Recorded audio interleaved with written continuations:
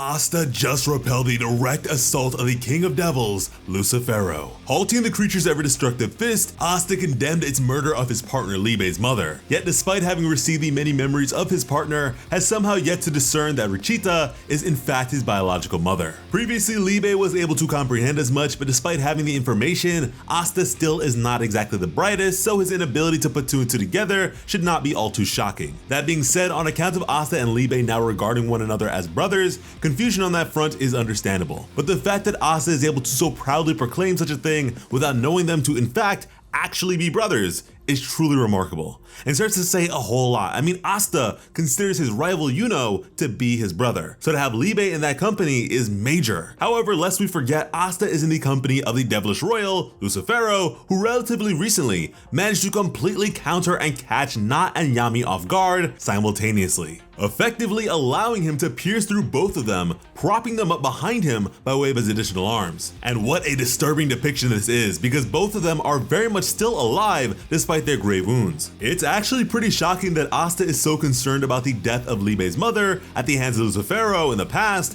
when two people he looks up to are literally inching towards death thanks to the literal hands of Lucifero. But there is actually a surprising reason for why that is coming up. Now, Asta at this point looks a bit different, not drastically or anything, but noticeably so, particularly when it comes to his brand new horn. And with his new horn, Asta now has a total of 5 devil horns. And despite this visual change being subtle, Tabata is most definitely the sort of mangaka that tells a non-verbal story by way of the details in his art. This is something he as an artist pays a whole lot of attention to, and so we would be remiss to overlook something like this, as it is pretty substantial. The importance of horn count has yet to be detailed in the series proper, but looking at the previous devils we've encountered over the course of the story thus far, a total of 2 horns is pretty much the standard.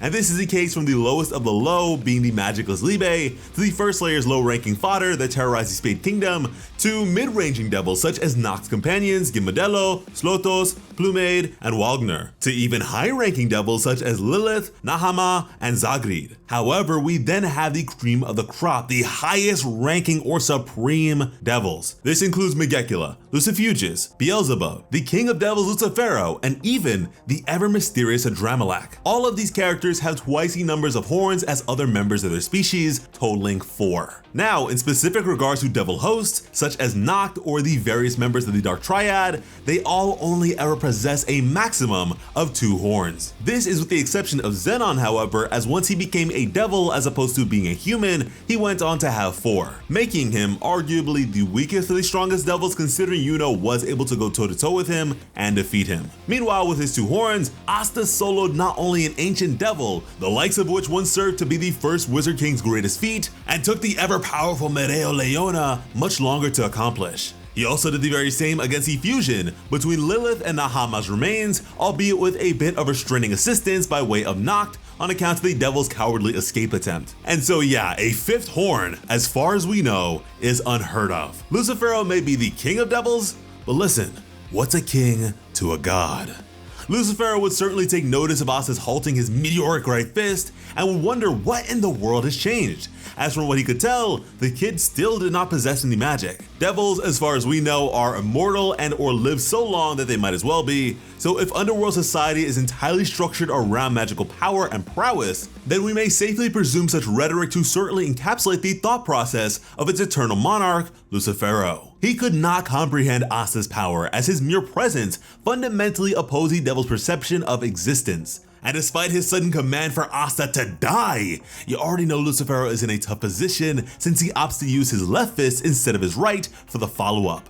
And we know this is uncharacteristic because previously, when his fist was repelled by Yami's blade, Lucifero opted to simply up the intensity and sent him flying. Yet he knows that sort of thing would not fly against Asta, at least not anymore. But you know what? The hit would land, and do so directly onto Asta's face. But the kid would not even blink, he did not even move an inch. What a savage. Understand that everyone else on the battlefield would have died instantly from such a direct hit without question. I mean, Yuno literally said as much. This feat alone easily makes Asta the most durable mortal we have ever seen. But it only gets crazier because his power is more than just defensive. Asta would grip firmly onto the fist of Lucifero and express that what he currently felt was a bit strange. That previously, Devil Union could be described as him and Libe simply overlapping.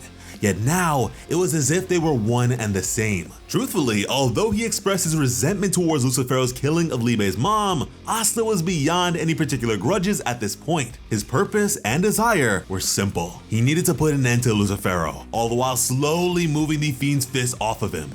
And we are talking about the devil of gravity, people. Asta's pressure is on a whole new level. And no pressure, but you should probably subscribe to the channel and drop a like if you're enjoying the video. From which point the final plea of Rachita would come to mind as she told her son to live. Asta would then clutch onto Lucifero's hand so tightly that the monster could not even maintain a fist, declaring that he was going to beat the tyrant and live. Lucifero would raise yet another hand towards Asta as the panic would intensify. He would discern that Asta was able to completely nullify the magic of whatever he touches. He didn't need a sword to do it at all at this point. Asta is anti-magic, and that's because Asta is a devil. Lucifero would tell him not to be ridiculous and strike as Asta again, like a firmly planted statue, would not budge. This time, he would raise his sword and as the dust settled, proclaim the Lucifero is the one that has been ridiculous all along. As just like that, he would blow our minds right along with Lucifero's as he would slice the rear arms of the creature that suspended Nacht and Yami, and oh boy, to add further insult to injury, strip the royal of his crown by cutting off the ends of all of his horns simultaneously. And we already saw how the clipping of one made Lucifero so mad. Nacht at this point, with only so much life left in him, would observe and wonder if what Asta had achieved was a true devil union. After all, he had previously admired the mutuality contract formed between Asta and Libe, and is now able to see the true results of that. Meanwhile, Yami was very impressed by Asta and would double down on his belief that made him recruit the kids to the Black Bulls to begin with. Asta sure is interesting, but Asta was not done with Lucifero in the slightest.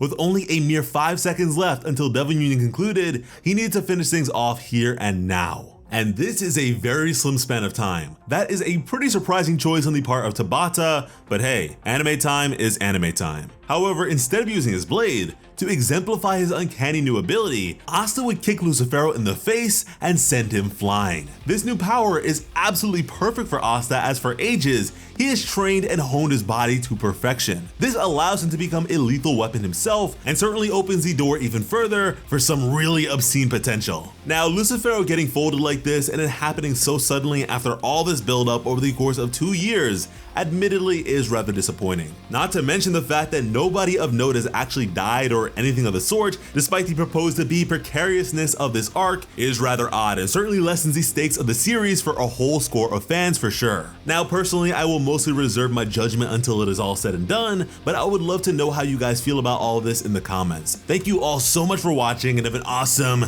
day. I love you.